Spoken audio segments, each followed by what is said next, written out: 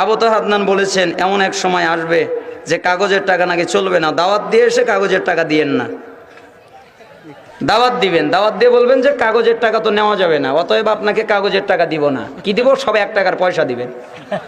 আরে ফকিন্নির ঘরের ফকিন্নির মলই, কাগজের টাকা তো এখন অলরেডি উঠে যাচ্ছে। এখন বিদেশে 80% মানুষ কাগজের টাকা ইউজ করে না, তারা খাটে টাকা ইউজ করে।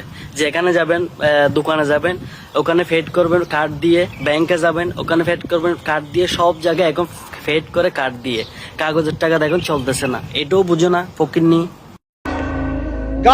গাধাদেরকে আমি তো বুঝাতে পারি নাই কাগজের টাকা আর এই যে আপনার এই ইলেকট্রনিক মানির কথা তো দীর্ঘদিন বলেছি, কিছু গাধা আছে এদেরকে বুঝাতে পারি নাই। এর মধ্যেও সুদ আছে, এর মধ্যে কি আছে?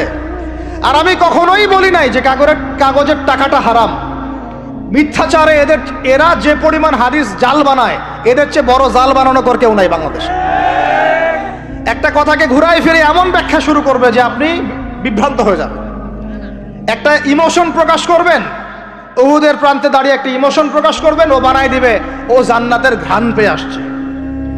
আপনি বলবেন যে কাগজের টাকা নয়, মনিটরি সিস্টেমটা হারাম, ও বানায় দিবে ও বলেছে কাগজের টাকা হারাম। আপনি বলবেন যে আপনার যদি গান শুনতেই হয় তাহলে একা একা শোনেন, আমাকে শোনাচ্ছেন কেন, ও বানায় দিবে ও গান একা শোনা জায়েজ বানায় দিছে। এর এত খবিস, এত খান্নাস, এদের চরিত্রটা চিনতে পারতাম না আমরা যদি গাজাই শোনা আসতো। আল্লাহর কসম, আমিও কিছু কিছু জায়গায় এদেরকে কোনো কোনো ক্ষেত্রে ভালো মনে করতাম। আল্লাহর কসম, গাজাই শোনা আসলে আমি বুঝতে পারতাম না এদের ভিতরে কত মুনাফেকি আছে।